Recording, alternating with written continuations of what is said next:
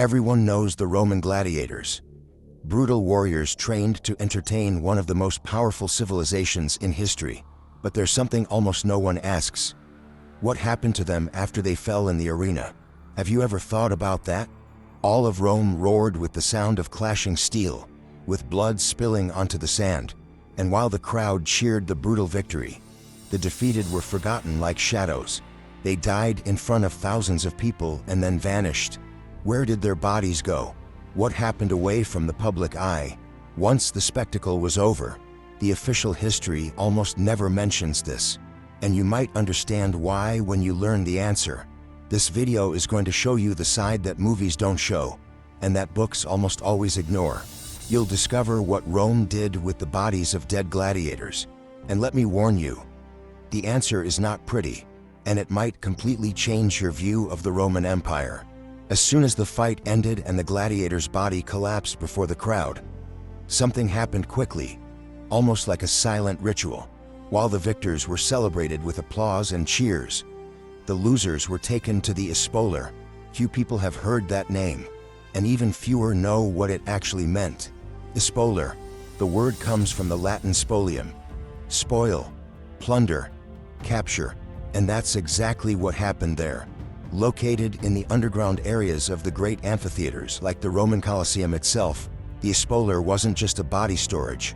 It was a limbo, a cold, dark, and inglorious room where the arena's shine was extinguished once and for all.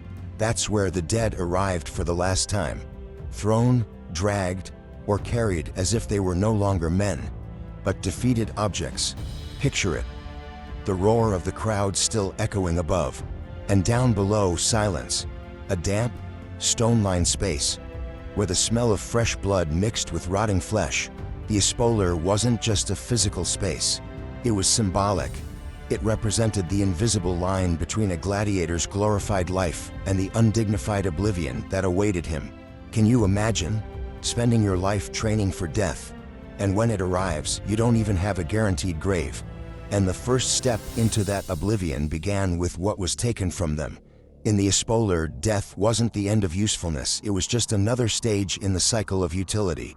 Even before any ceremony, or even a respectful glance, the bodies of gladiators were emptied. Their weapons, helmets, shields, greaves, armor, everything was removed in a hurry, not out of respect or remembrance, but for value. These pieces of equipment were expensive, extremely valuable. And in ancient Rome, a gladiator was property, often a slave, an investment asset for his owner.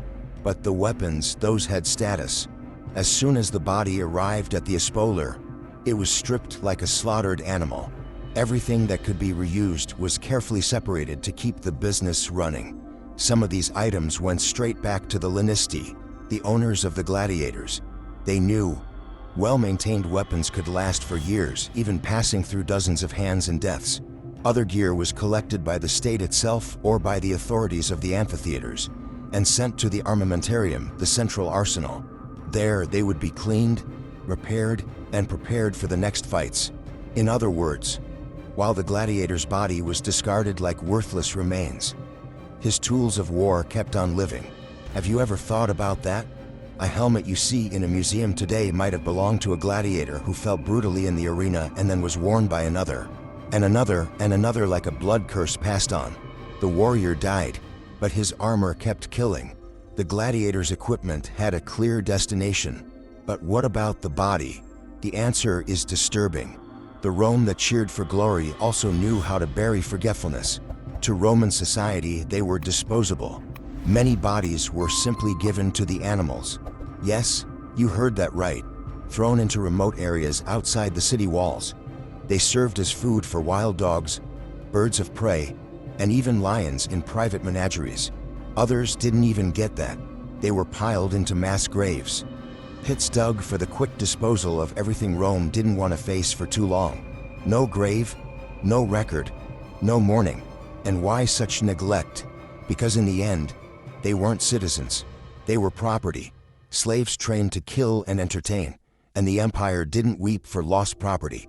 Can you imagine spending years fighting, training, bleeding, being cheered by tens of thousands of people, and in the end, becoming food for vultures.